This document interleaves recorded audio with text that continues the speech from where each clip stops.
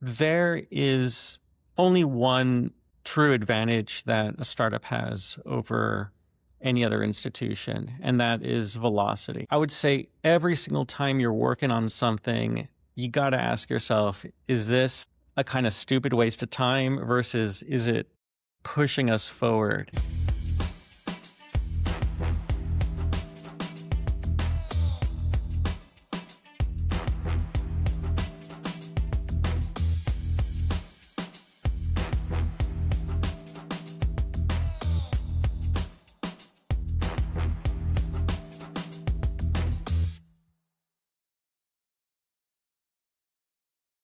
Hey, welcome back to Founder Real Talk by Wisdom Partners. I'm your host, Josh Broward, the CEO of Wisdom Partners, and today we have David Petrou with us. But before we dig in to his story and his journey as a founder, let's just refresh your memory on if this is your first time with us, welcome. And this is why we do this podcast, because a lot of times in the startup world, it ends up being a lot of really smart, really rich people talking about how they use their smarts to get really rich. And you never hear the hard parts of the journey. And so that can often leave founders who are still in the thick of it feeling like they're doing everything wrong because it shouldn't be this hard. And we work with more than 100 founders. And so we know that's just not the reality. It's hard for everybody. It's a struggle for everybody. And it's better for all of us if we're honest about it. So that's why we try to bring out the real talk. And we've got David Petrou with us today to bring some real talk. After 20 years at Google, where he rose to be a distinguished software engineer, he left enterprise land to go out on his own and start something new. And that is Continua.ai, which is helping AI transition from a single player mode like ChatGPT, you and the machine, to a quiet source of social intelligence that integrates into group chat experiences. So without further ado, welcome, David. So glad you're here. Thanks, Josh. Great to be here. What problem are you really trying to solve with Continua? Yeah, I mean, I guess broadly, I try to think about how technology can really help advance and further the things that we try to accomplish in our lives, whether it's simple coordination tasks of, boy, we just want to get together for dinner, where should we go, to, okay, a bunch of scientists are trying to crack a problem, maybe bioinformaticists, and there's some key idea out there. And if they only had access to that, they could be unblocked and then move on with their work and make progress. And so we have this new technology now with these large language models, these transformer-based models, and it's so magical in many ways. It seems that it's changing so much of what's around us. Our observation is that there's so much more opportunity if we can bring the power of these large language models into areas where people are already coordinating and collaborating. So instead of this sort of single player mode where you talk with an agent and you get a response, what if that agent can be a partner in a group setting? You know, we are social creatures. We are inspired by each other. We're motivated by each other. And now we have this synergistic form of intelligence that can really help elevate and increase our not only productivity, but also serendipity, also finding connections and creative connections between ideas, associations that you and your team might not have on their own. So it just becomes an extra team member? Is that kind of how it works?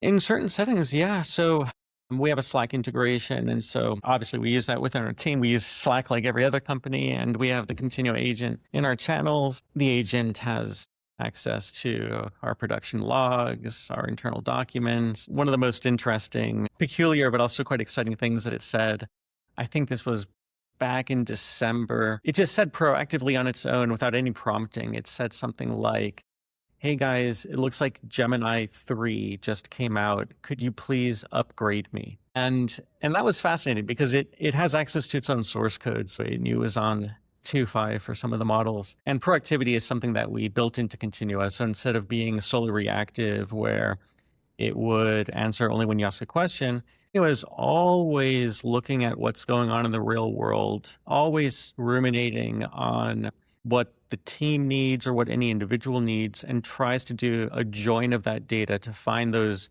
opportune times where there's something really relevant to the team or an individual, and then bring it up proactively. So one thing we talk about a lot, and as we're usually it's actually when we're talking with founders about how to hire well, is the difference between different work contexts. I thought about this because you talk about Gemini, and of course you have a history with Google.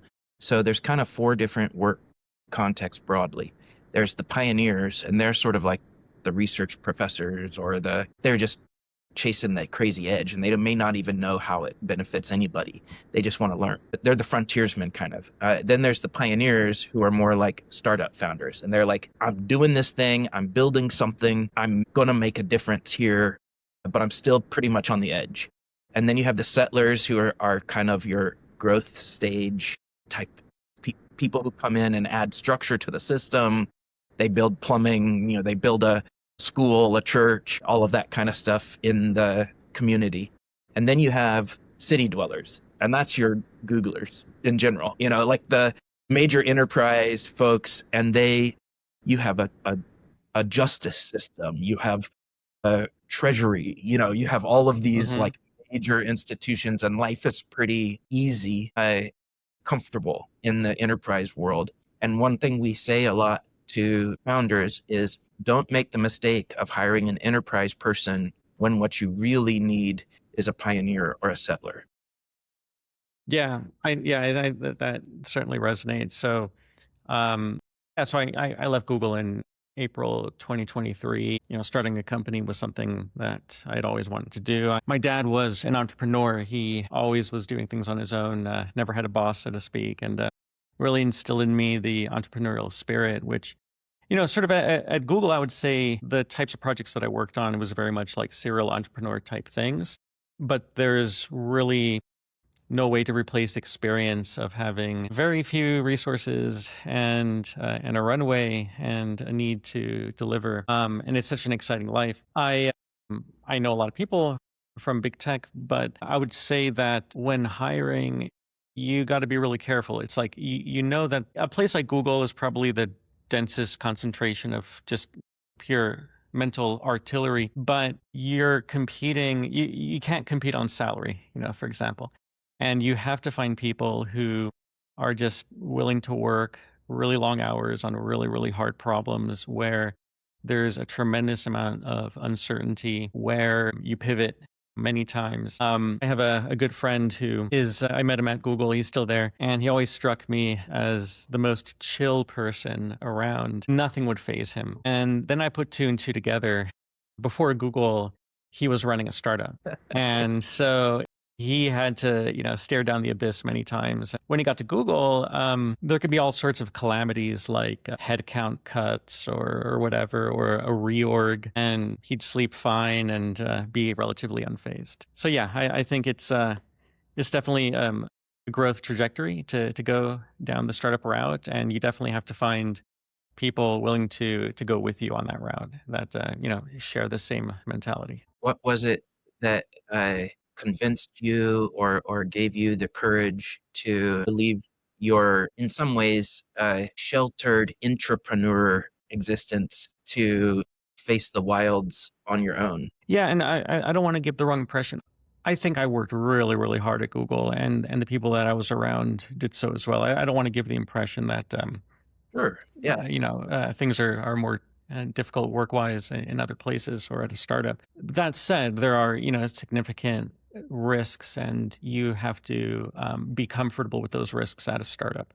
For me, there were really 3 things that came together at the same time. The first is that I'd never seen in my entire career, I've never seen the rate of change in technology be as high as it was compared to that time. And I felt like, wow, this is just such a magical time where I want to be able to innovate freely, pick whatever tech stack, partner with whatever other company, launch things without, you know, a lot of the bureaucracy that you would see that is sometimes necessary in a larger place. There was really something in the air. Secondly, I felt like the timing was quite right. If you think about where the economy was then, you want to time these things so that if you're successful, you're going to ride some of the economic tailwinds of a cyclical economic cycle. And third, my whole career at Google was one of serial entrepreneurship, where I would come up with an idea,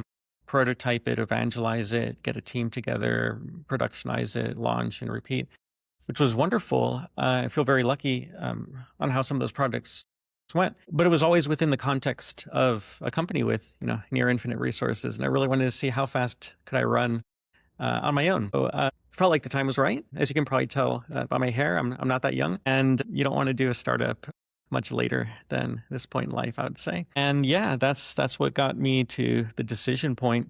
It's a hard decision, of course. I have a lot of friends there, and I like to stay in contact and travel and see them. But a new social center and a new group of people, and my team at Continua is just number one and stellar in so many ways. And so that's really been my focus for the last 3 years.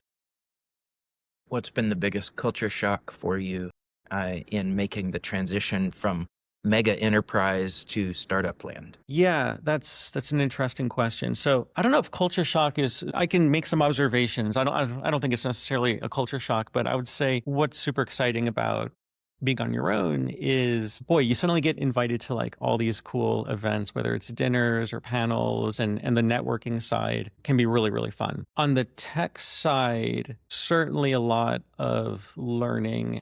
And I think, things are amazing now when it comes to agentic coding. So things are a lot easier. A few years ago, agentic coding was not in the place where it is now. So going from the type of tech stack that you have in big tech, where there's entire teams tasked to making sure that the compiler tool chain is working and CI is healthy and all those sorts of things, to a situation where, okay, well, we have to define our processes. And after almost 2 decades in big tech, what was on my mind is, okay, we have to get a proper style guide, or we have to put up a build system that kind of looks like what I was using at Google. We have to use, C++ because that's what I was, there were so many mistakes that I made that, yeah, we've certainly adapted and adapted many times, but I feel like earlier on, someone who has a lot of open source experience, I think, is a really good candidate for a startup. Back to your question before about how you hire. And, maybe in general in life, you should look for experiences that really challenge your way of operating. So maybe a fourth thing to add to the reasons why I left Google, your second question, is that I wanted to undo the habits that I had built up. And I wanted to learn new habits, possibly better habits, or possibly just be exposed to a wider variety of working, whether it's in a code base or with a small team. Great. Well, you kind of led me to my next question. One thing we say a lot here at Wisdom Partners is wisdom is failure redeemed. So another way to say it is most of the most important things we learn the hard way. Yeah. Can you give us an example of one specific mistake or failure and what you learned from it, the wisdom you earned from that experience? Sure. I think that, and these are the kinds of things where it's not even like a sharp, mistake versus not mistake. It's more like a mindset that we had to adopt and learn.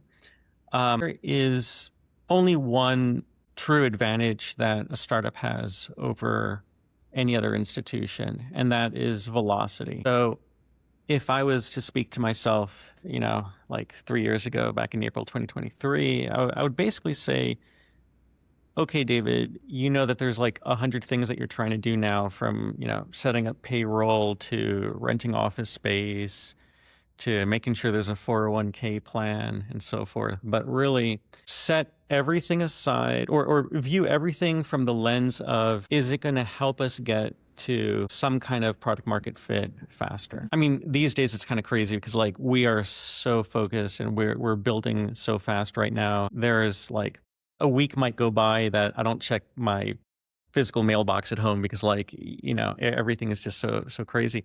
But I think that kind of, fever dream state or flow state that you get in when you're passionate about something, and that when you have super conviction over what you're doing. Um, that's why we do this, right? So I would say every single time you're working on something, you got to ask yourself, is this a kind of stupid waste of time versus is it pushing us forward? We don't need our markdown files to look a certain way or look perfect or whatever.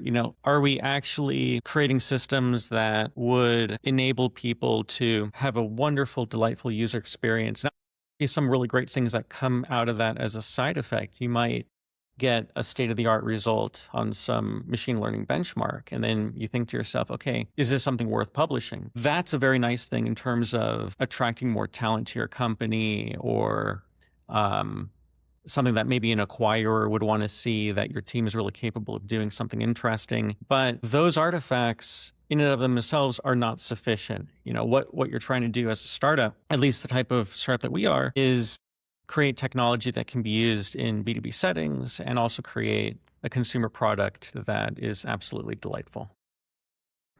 Thanks for sharing that. As you think about what you're trying to do, what's a big win over the past year that you're really proud of? Yeah, there's been so many magical experiences that people have had with our product. So I would say that's like the number one thing. It's really amazing to see the adoption of AI in group chat settings. We're available on iMessage, Google Message, all the standard platforms. And we've created a technology that has social etiquette. This is something that when we started this project, I thought, oh boy, this can't be that hard. Someone else is going to do it really quickly. And I feel like we timed it pretty well, in the sense that doing it before would have been next to impossible. Hmm. And waiting too long, someone else would have done it first or done it better. The idea of what we're creating, what we have created with our social agent product, is that the agent understands when it should hang back and not interrupt. It also understands when it should speak up. Maybe there's something that someone said that it can add to, like add some value to, or maybe, like I mentioned before, a proactive use case. Something changes in the world and it decides to speak up. And it's also really important for the agent to listen really carefully, because what it experiences in the moment today could be useful for it to do its job tomorrow. So we had to create a pretty elaborate set of benchmarks and evaluation criteria around this idea of social intelligence or machine etiquette. And that really differentiates what we're doing. And people seem to enjoy the product. So I would say that that's been hugely fulfilling. I'm also very excited about things that are in the works at Continua right now. And yeah, I have to say it's an amazing time to be a programmer. It's an amazing time. And I say that in a way of, most of my career, I've written code. I'm not writing code now, yet I'm still calling myself a programmer. And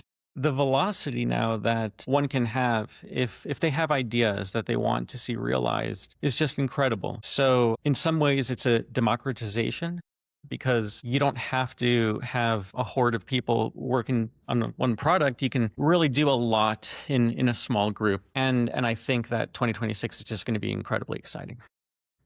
Cool. What's the biggest challenge you're trying to solve right now? Could be technical, could be business or team. Yeah, that's a great question. I would say, team-wise, everything is fantastic. The group, back to your question about hiring, we're pretty strong on the whole culture aspect, and people at the company, there's really no pretense. There's no like ownership of something, and people guarding it. If anyone's stuck for more than 20 minutes on something, they'll tap a colleague on the shoulder and work together to solve. I think the biggest challenge is that we're in a race, and I mean that, I don't mean that in a pejorative way. I think that this is really why we're doing what we're doing, because we want to be moving as fast as we can. We want to test ourselves. But really, the challenge is there are certain, I'm speaking specifically about our area, our corner of the AI world. There are certain manifestations of how humans and agents will interact that we believe are in a kind of inchoate state, and will soon become in focus or coherent. And we have strong opinions on what that should look like. And we are building as feverishly fast as we can to get there first. So The challenge really is how to schedule our work in a way that we can achieve those outcomes as efficiently as possible, as painlessly as possible. I feel it more at this moment when you're asking me this question.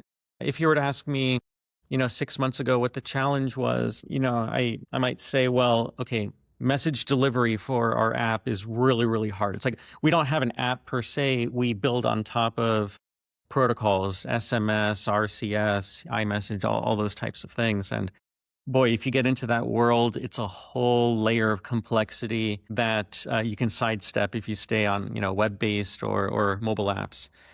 Um, Now I feel that the challenge is up leveled several times in abstraction, and it's quite clear where things are going. I worked a lot on personal AI at Google. um, Social AI has been what we've been working on at Continua. There's a renewed and quite validating amount of attention on personal AI these days, largely through what Peter Steinberger has done with OpenClaw. Fantastic work. He seems like a remarkable individual. I've watched several podcasts, and yet there is something more to do in this space. And understanding, I would say one of the great things that he did, besides the innovation side, was to really test certain limits on what this product should look like. And he threw it out there, and it's open source, and there's an amazing community working on it. There are still opportunities, though, and still unexplored parts of the design space around how a personal AI can interface with a social AI, what that looks like. How do you make these models understandable to the people using them? How do you increase security and reduce privacy risks? And this is really something that is going to be solved one way or the other. I mean, solved is too strong of a word because everything is on a gradient. There'll be maybe certain plateaus or certain areas of equilibrium, but we're always adding layers of abstraction and layers of capability because we're built on layers of abstraction. So really the challenge is how to innovate in this space while also creating a coherent narrative for people using the product and adopting a new way of functioning with these agents that can do work for you 24 hours a day, who can interface with each other, who can understand that you might be on a team with a shared objective, and think about what's the best way to schedule tasks across a group of people to meet certain objectives. Almost sounds like, if I paraphrase what you said, the challenge is you guys are inventing a new way for humans and technology to interact in the social sphere. Yes, that is. So I would say what we've already had in the market has introduced a new model. So I'm getting a little bit specific here. You asked a general question, but if you permit me, the product that we introduced is a social agent that you invite to a group chat. And we chose that model because a different model might have the ones that we've considered had properties that just didn't work. For example, if you're in a group chat and there's 4 people in that group chat, including you don't want each person to bring their own personal agent to that group chat, because now you would have 8 actors, so to speak, in that group chat.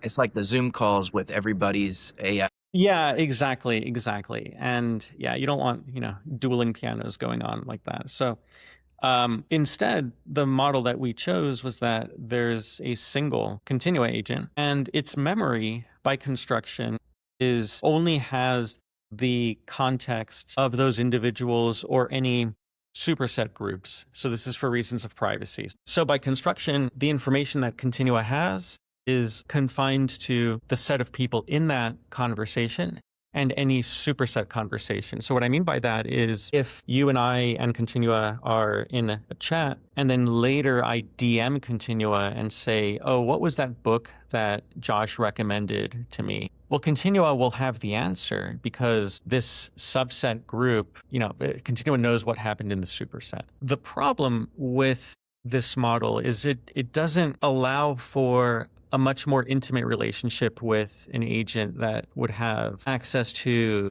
OAuth tokens or API keys or browser automation, things that a personal agent that puts your interests first would need to have to work best for you. And so we have this mismatch in agentic models that I haven't seen a good solution to. We have a particular angle on how to do this that we'll be releasing soon, and it's just a very exciting place to be. The other things I would say here is that, and this is really born of some of my observations on doing some pretty deep agentic coding for some time now, is what I would call the bandwidth mismatch problem or the impedance mismatch. These systems are able to create far more than you can read. And so the whole software industry, I'm sure you've read the same things as me, but this is something that people at Continua have experienced firsthand. It was a couple years ago when I started using agentic coding, and then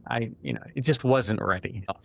I went back to brain coding, let's call it. Something happened, I would say late summer last year, around then. I might be getting the months a little bit wrong. GPT 5.2 and Claude Opus 4.5, that was really a milestone event, I would say, when it came to agentic coding. Then I think it was in December, no, I think it was January when Opus 4.6 and GPT 5.3 came out. And that was even better. You put these things on extra high thinking. You have a lot of tabs open at once. You can have high bandwidth. Like each one is working slowly, but your bandwidth is still high because you have many of these working for you. It takes some amount of skill to work with them effectively. I think it helps having been, a hands-on coder before, but the sort of reshaping of all the tools around us so that these agents can optimally help us is something that has started in the coding world and is just going to seep out through all of society. So to give an example, I think in late November or early December, it suddenly hit me that we have all of these dashboards at Continua and all of this logic and all this information about payments and so forth. They're all available on dashboards that we've built, web interfaces. And then it occurred to me, I need to rewrite every single one of these dashboards to have not only a web interface, but also an API. And the reason why is that it's so much easier for me to ask an agent, hey, there must have been a bug because this number doesn't make sense and an alert fired off the other day. Can you figure out what's going on? And then it could crawl all of these dashboards or SQL databases or whatever and give you probably the right answer instead of you having to go through 12 different tabs and open spreadsheets and so forth. And so there's this notion of how do you close the loop as fast as possible? How do you build harnesses that bring out the best in these agents so that they can help you understand business intelligence? And also, like I was saying, this is going to seep out to other areas of society. So the way that we're thinking about this, given that we've got AI pills, so to speak, in these agentic coding situations, we think about what would it mean to give every person out there a programmer? And that programmer is an agentic chat loop that's running in a sandbox somewhere that is able to help people get things done. And that's essentially the personal agent. And having that personal agent then match up with social agents that are in group contexts, sharing context as needed to help groups of people achieve what they want to achieve. I think that's the real unlock. And that's what we're moving toward as quickly as we can. How do you still need to grow as a leader, and how are you investing in yourself to facilitate that? I have a coach. I think everyone should have a coach. So and this is a quite awesome person that I worked with at Google. And after both of us left, I reached out to him and we've been working very closely. I think that's important. I'm a solo founder, so it's nice to have someone to bounce ideas off of and to talk to about all sorts of things. I think that everyone has their own things to work on, so we really can't generalize here. I go really deep and I get very passionate and excited by I think that it's always good to take a step back and communicate and bring people along. It's not something that is, for me, this is something I had to deal with when I was, early in my career. But it's always good to, keep in mind ways in which you can get derailed. If you know yourself well, then you're less likely to exhibit some of those patterns. Mhm. It's almost like your greatest strength is your greatest weakness kind of thing. So I would say, yeah, having a coach is great. I love having one. I'd recommend everyone who's in some kind of leadership position. Actually, at Continua, everyone has access to a coach. So it's, we're we're a small company. We're a flat organization. So no, I would say that that's a very important thing. Awesome. So if somebody is really interested in what you're doing with Continua and would like to support you, what kind of intros are you looking for? Who can they connect you with? That's a great question. I would say distribution is always something. So our technology can be used in many different places. You can think about gaming applications where there's multi-user chat. If anyone wants to, give us intros to B2B channels where we can deploy our technology, that would be very welcome. We're also interested in just discussing with people some of the research aspects of how these models can function at state-of-the-art performance and low latency and low cost. So definitely interested in talking with researchers on these things. We're easy to find. I'm on LinkedIn. Be trivial to find. We're on Twitter. So yeah, just reach out if you have ideas, if you have connections. I would love to hear from you. Thanks so much for your time today, David. I really appreciate it. Thanks for everybody who tuned in for Founder Real Talk. It's a crazy journey, but as David mentioned, it's kind of addictive, and that's why we do it. Thanks a lot, Josh. It was a lot of fun. Thank you.